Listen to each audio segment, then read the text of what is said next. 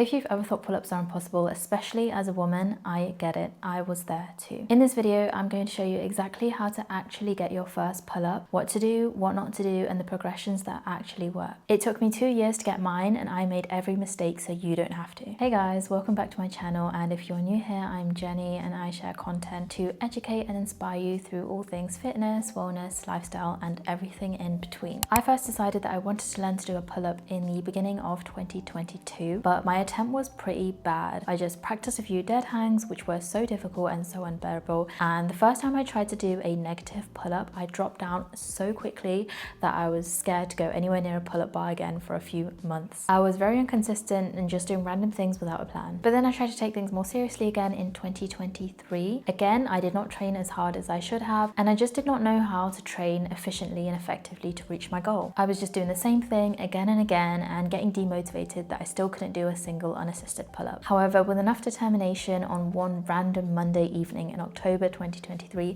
I managed to get my first pull-up, and I was so shocked and so proud of myself. Now I can consistently and confidently do unassisted pull-ups whenever I want. I even do weighted pull-ups, and I'm currently working towards the goal of 10 reps. I had no background in calisthenics whatsoever. I just wanted to be strong enough to be able to move my own body weight. So if I can do it, you can too. In this video, I'm going to show you exactly what to do and what not to do so that you can get your first pull-up without making all the mistakes that I made. So before we even get into training, we need to warm up properly. A good warm-up will protect your shoulders, your elbows, and help you to activate the right muscles. What I personally like to do is set a timer for about 5 to 10 minutes and do a few of these movements to ensure that my joints and muscles are warmed up and ready before I do any exercise. Some movements that I like to do are these banded pull-aparts, around the world, lat pull-downs.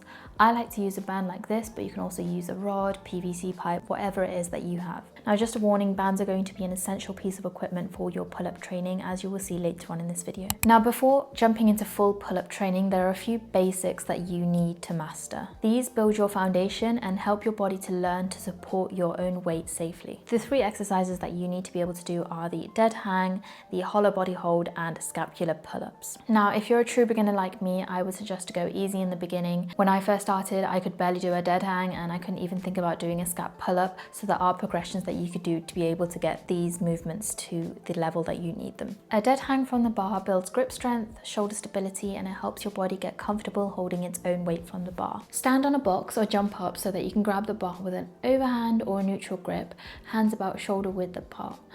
Let your body hang freely with arms straight and legs slightly in front of you and head neutral. Hold this for as long as you can without pain and aim to build this to about 45 to 60 seconds. Now, if a full dead hang is too hard, then try keeping one foot on the box for partial support and hold that for as long as you can.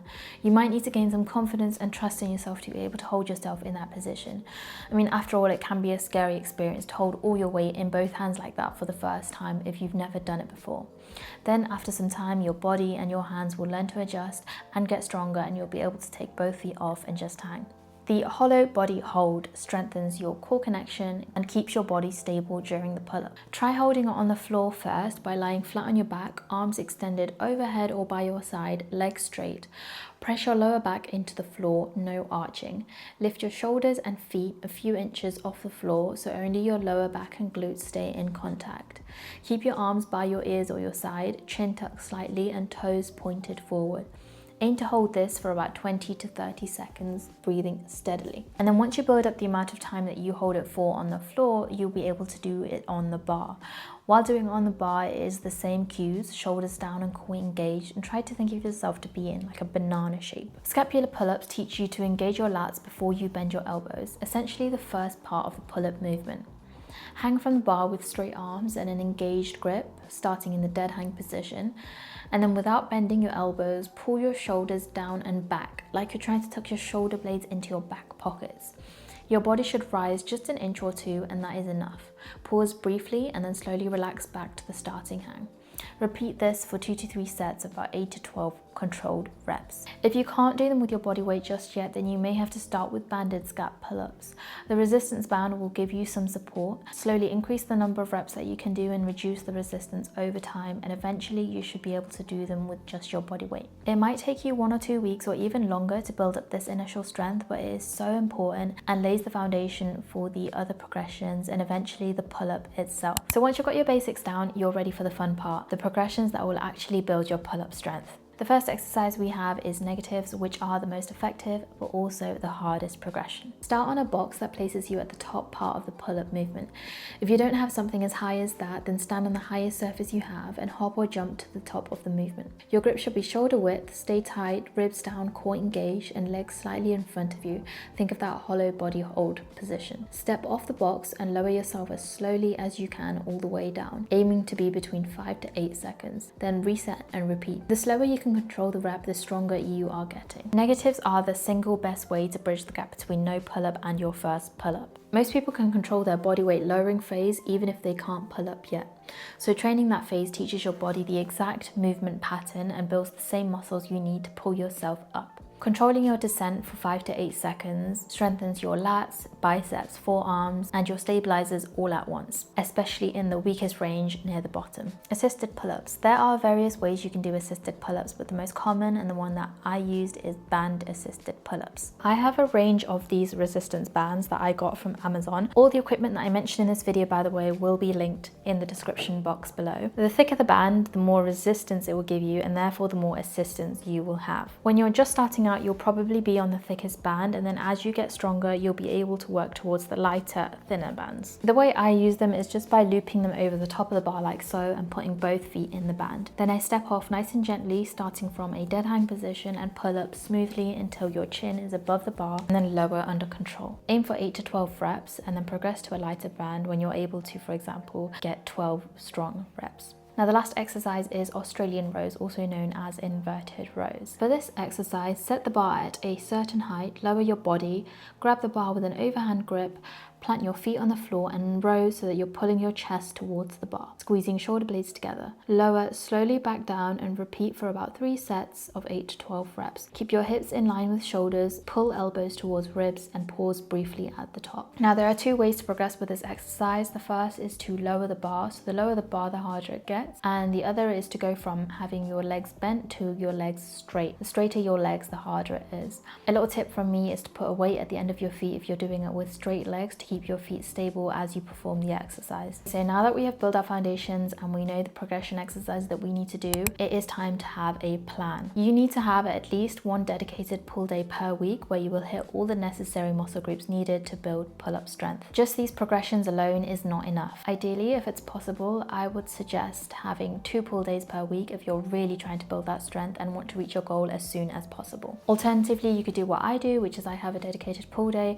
and also a push day in which I have 1 or 2 exercises that work on my pull-up strength mixed in there. My sessions are usually around an hour and include the progression exercises such as negatives, as well as lat pull downs, single arm rows, face pulls, biceps, as well as some core work and grip work. You don't need to train every day, but you do need consistency. And that leads me on to my next point, which is that consistency is everything. You have to show up when things are going well and you're feeling really, really strong, but you also have to show up on the days when things are not going as well and you're feeling weak. I stayed in my comfort zone for years and that's why it took me so long. For example, I would stop my set of banded pull-ups as soon as it felt even slightly difficult, but that's where the growth happens. It's those reps where you try, even though your mind says no and your body pushes itself, that will allow you to see the most progress. So you need to learn to push yourself and to train until failure. Don't stop a set just because it feels uncomfortable. That's when growth happens. Once you're confident enough, train close to failure, but not every session. I would suggest training until failure about once a week or once every 2 weeks because it is intense, but it is important. I just want to take a second to remind you that training for your first pull-up is a journey and progress is not always linear. Some weeks you'll feel stronger, others weaker. You are going to have your ups and downs on this journey and it is not going to be easy. Take this as my warning to you. You are not embarking on an easy journey. It is going to be difficult. There's a reason why not everyone can do a pull-up. So celebrate every win, celebrate the small wins. Every time you're able to just get that little bit higher or your negative is that little bit slower, celebrate rate it. But also don't get discouraged when you start to see slow progress. As long as you are trying the best that you can in that moment, then that's all that matters. And your hard work will pay off eventually, trust me. So take your time, train hard, listen to your body, and trust the process. I'm going to share some common mistakes that I made so that you guys can avoid them. The first mistake I made was only doing banded pull-ups for months. Band assisted pull-ups have their drawbacks because they give you the most assistance at the bottom of the pull-up, but not much at the top. This is why it's important to use a full range of motion when you are doing banded pull-ups, but also to keep your exercises varied by including, for example, negatives and also the inverted rows. The next mistake I made was doing too many negatives in a single session or a single week, and I got myself injured. So keep your quantity of negative pull-ups low, and if you feel something in your elbows, if they're feeling a little bit cranky, then reduce the volume and substitute with band assisted pull-ups or rows, for example. The next mistake I made was doing half reps or kipping to the bar. Try and use a full range of motion in all your exercises and really control that lowering portion of the movement.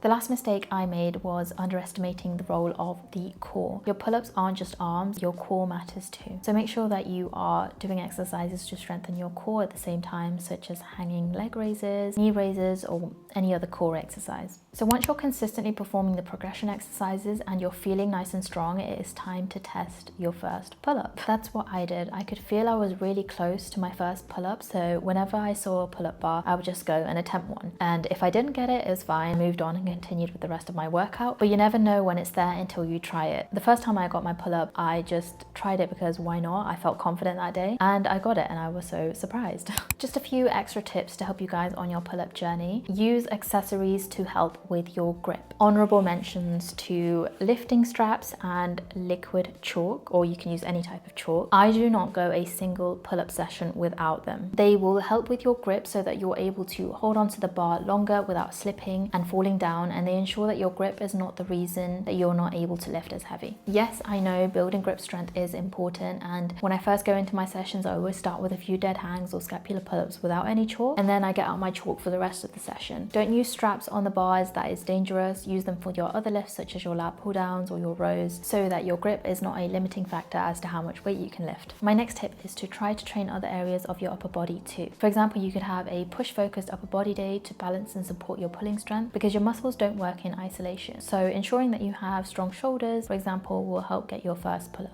Now this is a bit of an unusual tip, but your body weight can hugely affect your progress. So if it feels right and it aligns with your other goals, I would suggest having a slight weight loss goal, but only if it does not kill your energy or recovery. And this may help you get your first pull-up faster. Of course, please take this tip with a huge grain of salt, as it depends hugely on your starting weight and other factors. Next, try to sprinkle in micro practice when you can. So whenever you walk past a pull-up bar, just jump on there and do a little dead hang or hollow body hold or a few scapular pull-ups, even a negative, but always stop before failure. Think of it like 50% effort. This is known as the grease the groove method. So instead of doing lots of reps in one session, you do frequent sub-maximal practice throughout the day or week. Your nervous system learns the movement faster and your muscles adapt without getting fatigued. This could be at home or at the gym, but over time your grip, shoulders and confidence will improve. This leads me on to my next point, which is to invest in an at-home pull-up bar if you can. When access to a pull-up bar is no longer a barrier, you are much more likely to stay consistent. And then obviously whenever you walk past it at home, you can sprinkle in that micro practice that we just talked about. Now there is a lot more that I could go into, such as nutrition, progressive overload, which should be a key part of your training by the way, plateaus and quick fixes, but if I went into all that, this video would go on forever. And that is why I've created a 12-week guide on how to get your first pull-up. If you want to go deeper, it covers everything step by step, including workouts with exact sets and reps, nutrition,